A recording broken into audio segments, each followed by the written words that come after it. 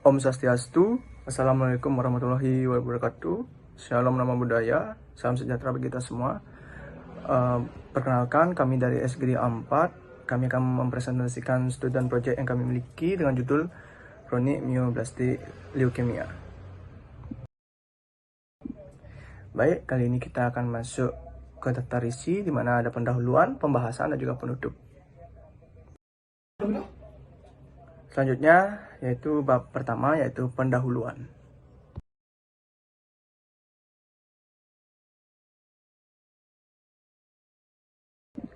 Baik, pada latar belakang, sini Organisasi Kesehatan Dunia tentang Kanker atau International Agency for Research on Cancer atau IARC dari Organisasi Kesehatan Dunia menghasilkan perkiraan global untuk semua kanker yang terkandung dalam database GLOBOGAN. Nah, menggunakan data dari sebagian besar pendaftar kanker berbasis populasi berkualitas tinggi di seluruh dunia. Leukemia adalah produksi leukosit abnormal sebagai proses primer maupun sekunder.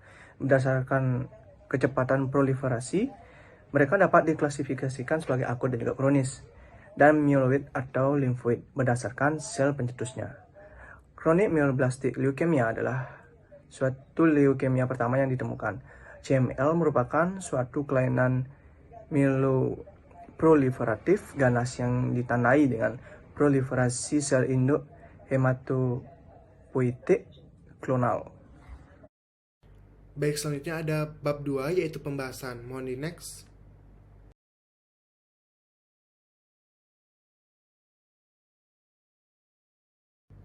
Baik, saya izin melanjutkan. Perkenalkan, saya Komang Bagus Cahaya dengan NIM 181. Jadi di sini saya akan menjelaskan mengenai definisi kronik myeloblastik leukemia atau yang biasa dikenal dengan CML. CML adalah salah satu bentuk penyakit yang paling sering dan dibedakan dari varietas lain dengan adanya gen BCR-ABL yang ditemukan pada kromosom L pada individu dari Philadelphia. Gen BCR-ABL bertanggung jawab untuk memproduksi protein cacat yang dikenal sebagai BCR-ABL tyrosine kinase. Protein ini mendorong proliferasi dan kelangsungan hidup sel-sel yang menyimpang yang merupakan penyebab mendasar ada kelainan yang terjadi pada CML. CML merupakan salah satu kanker mieloproliferatif. Akumulasi mutasi genetik pada gen seluler inilah yang menyebabkan terjadinya perubahan dari jinak menjadi ganas. Onkogen dan gen supresor tumor adalah dua kategori utama yang dapat digunakan untuk mengklasifikasikan gen yang memiliki peran dalam perkembangan kanker. Mungkin sekian dari saya, akan dilanjutkan oleh rekan saya. Terima kasih.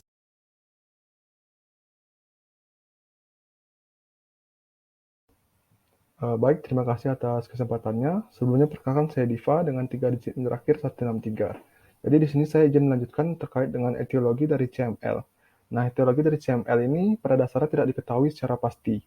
Satu-satunya faktor risiko yang dapat ditetapkan memiliki kaitan dengan CML adalah paparan radiasi pengion dalam dosis tinggi atau dalam jangka panjang, yang mana ini berdasarkan pengamatan yang dilakukan setelah bom atom di Hiroshima dan Nagasaki pada masa Perang Dunia Kedua. Nah, selain radiasi pengion, terdapat faktor lain yang dicurigai memiliki kaitan dengan CML, seperti kebiasaan merokok dan paparan benzena.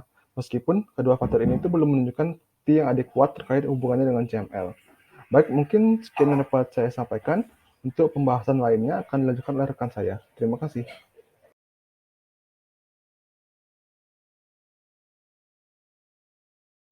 Perkenalkan, nama saya Bramasta. Dengan NIM 10 akan melanjutkan presentasi mengenai patofisiologi dari kronik myeloblastik leukemia.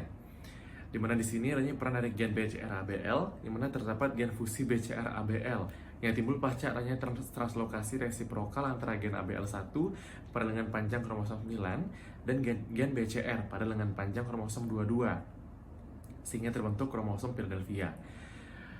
Translokasi resiprokal tersebut merupakan adanya pertukaran antara segmen kromosom yang non-homolog. Etiologi terjadinya translokasi masih belum diketahui, namun penyebab utamanya adalah adanya paparan dari radiasi. Radiasi yang terjadi akan menimbulkan translokasi kromosom pada CML. Selain itu, upaya perbaikan terhadap kromosom yang rusak dan minimnya jarak antar kromosom ketika proses mitosis diperkirakan dapat memicu adanya translokasi resiprokal pada kromosom.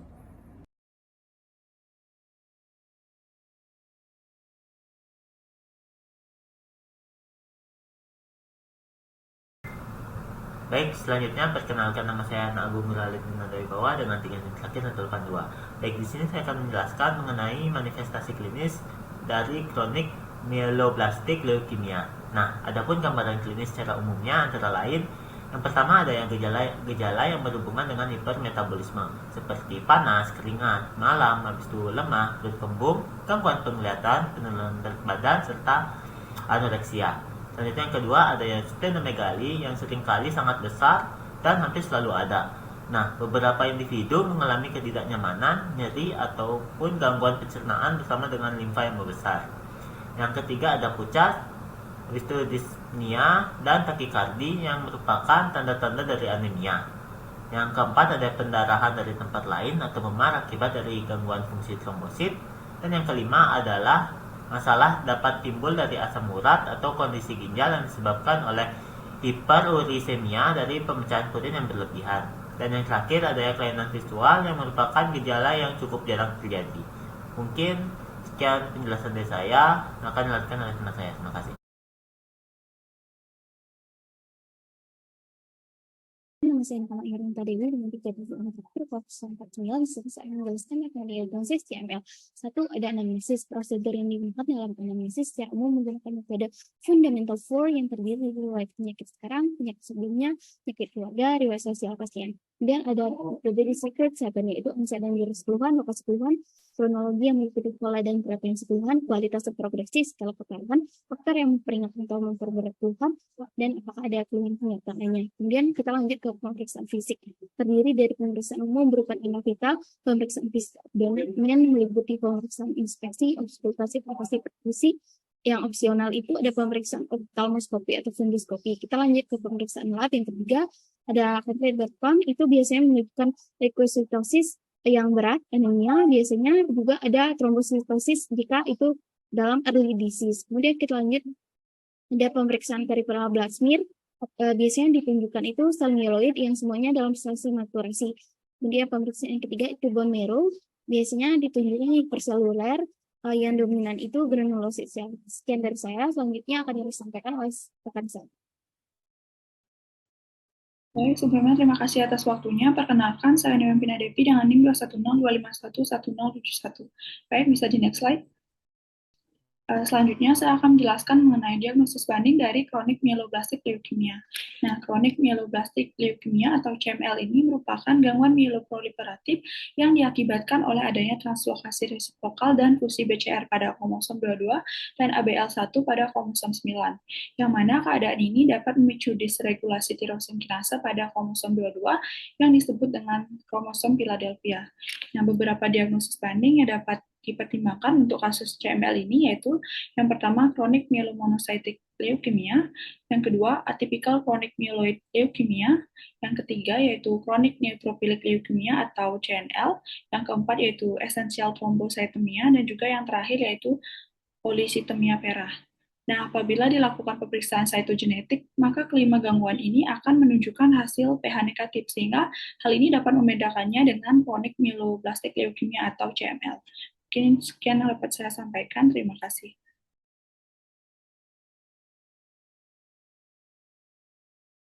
Perkenalkan, nama saya Komang Gede Erlangga Chandra dengan 3 digit terakhir 214. Di sini saya akan menjelaskan mengenai bagaimana manajemen farmakologi dari CML. Nah, obat-obatan yang biasanya digunakan untuk penanganan CML adalah imatinib. Namun, imatinib, desatinib, nilotinib, dan juga bosutinib itu sedang dipelajari untuk pengobatan pasien leukemia mieloid akut di berbagai negara. Nah, imatinib ini adalah inhibitor tirosin kinase generasi pertama yang dikembangkan sebagai terapi lini pertama. Lalu, nilotinib atau bosutinib itu mungkin merupakan pilihan terbaik untuk pasien yang menginginkan inhibitor tirosin kinase generasi kedua tetapi ingin meminimalkan risiko oklusi dari arteri. Nah, karena dua jadwal menyebabkan cedera parah, maka 300 mg 2 kali sehari merupakan standar untuk terapi dari CML ini. Nah, pilihan tetap itu harus individual dan didiskusikan dengan pasien untuk memahami tujuan dan kekhawatiran dari mereka. Mungkin sekian yang dapat saya sampaikan, dilanjutkan oleh teman saya. Terima kasih.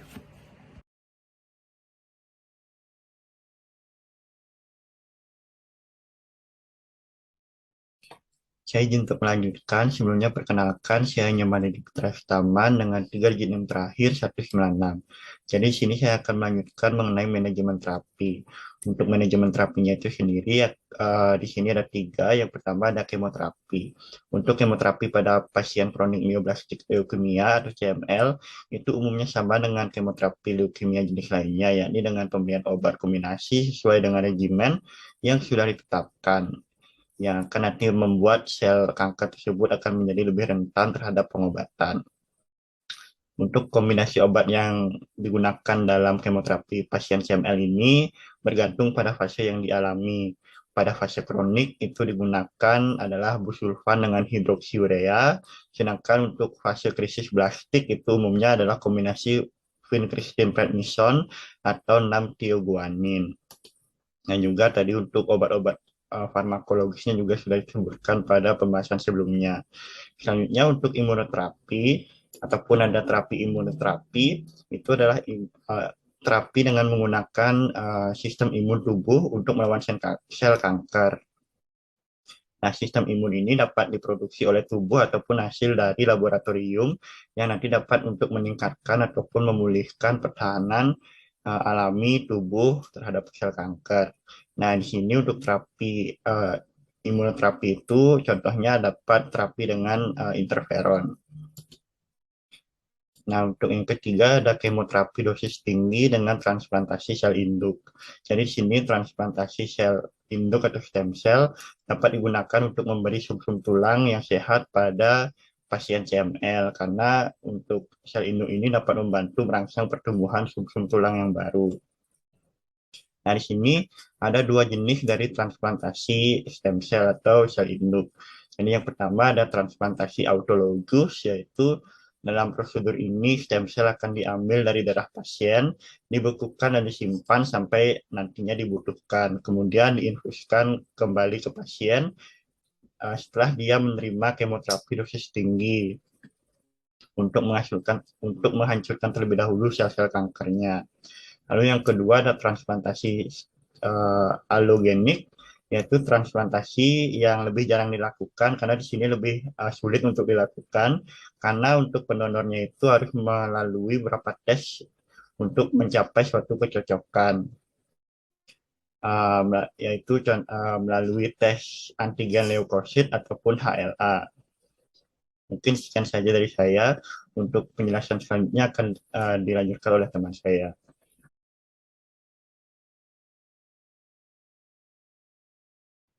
Baik, perkenalkan, nama saya Ersi Barsua dengan 3 digit NIM terakhir 026. Di sini saya akan menjelaskan mengenai prognosis CML. Prognosis dari CML sangat ditentukan oleh usia seseorang dan pengobatan serta respon terhadap pengobatan, yang mana dalam hal ini CML diberikan tyrosine kinase inhibitors atau TKI. Usia memiliki peran penting dalam prognosis CML karena menjadi salah satu pertimbangan dalam penentuan regimen pengobatan. Dikatakan bahwa pasien CML dengan usia di bawah 50 tahun memiliki angka harapan hidup 30 tahun lebih baik daripada usia di atas 50 tahun.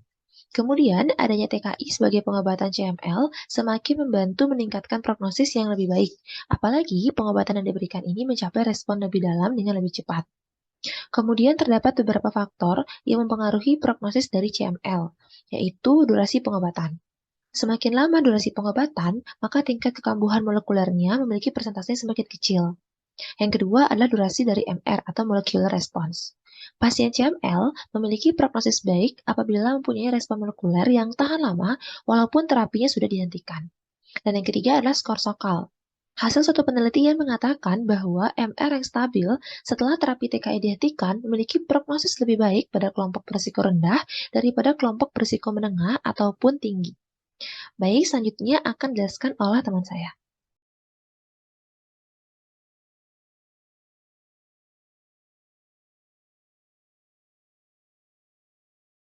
Perkenalkan, nama saya Niputu Radilia Dusa dengan 3 digit NIM akhir 197. Di sini saya akan menjelaskan mengenai pencegahan kronik myeloblastik leukemia. Tidak ada metode yang diketahui untuk mencegah sebagian besar kasus leukemia myeloblastik kronis. Beberapa kanker dapat dicegah melalui perubahan gaya hidup dan menghindari faktor risiko tertentu. Tetapi leukemia myeloblastik akut sulit dicegah.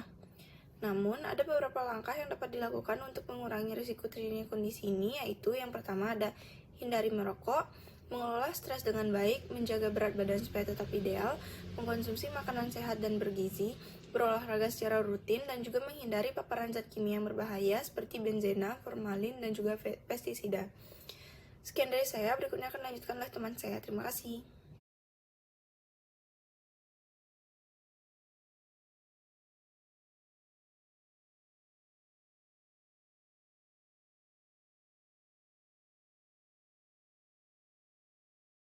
Baik, selanjutnya saya akan mempresentasikan bab 3 kesimpulan. Sebelumnya perkenalkan nama saya Ananda Suliksna dengan 3 digit yang terakhir 234. Kronik myeloblastik leukemia merupakan jenis kanker hematologis yang ditandai dengan translokasi antar lengan panjang kromosom 9 dan kromosom 22. Kemudian etiologi CML pada dasarnya tidak diketahui secara pasti. Kemudian terdapat 2 komponen yang terlibat dalam patofisiologis kronik myeloid leukemia. Kemudian manifestasi klinis kronik myeloblastik leukemia antara lain gejala-gejala yang berhubungan dengan hipermetabolisme, splenomegali, dispenia, takikardia. Kemudian pemeriksaan fisik pada kronik myeloid leukemia terdiri dari pemeriksaan abdomen dan oftalmoskopi atau fundoskopi. Kemudian beberapa diagnosis banding yang dapat dipertimbangkan untuk kasus CML seperti kronik myelonitic leukemia, atipikal kronik myeloid leukemia, kronik neolitik leukemia, kemudian esensial trombositemia, kemudian ada polisitemia vera. Kemudian manajemen terapi di bidang farmakologi biasanya menggunakan imatinib. Kemudian manajemen terapi lainnya dapat berupa kemoterapi, imunoterapi, kemoterapi dosis tinggi dengan transplantasi induk dan stem cell. Kemudian prognosis dari CML sangat ditentukan oleh usia seseorang dan pengobatan serta respon terhadap pengobatan tyrosine kinase inhibitor atau TKI. Kemudian beberapa kanker dapat dicegah melalui perubahan gaya hidup dan menghindari faktor risiko tertentu. Tetapi leukemia myeloblastik akut sulit dicegah.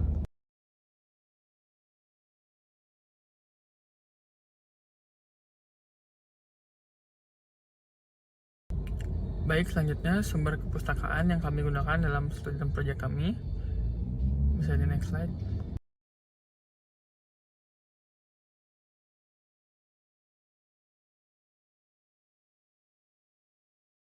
Sekian presentasi yang dapat saya sampaikan. Terima kasih.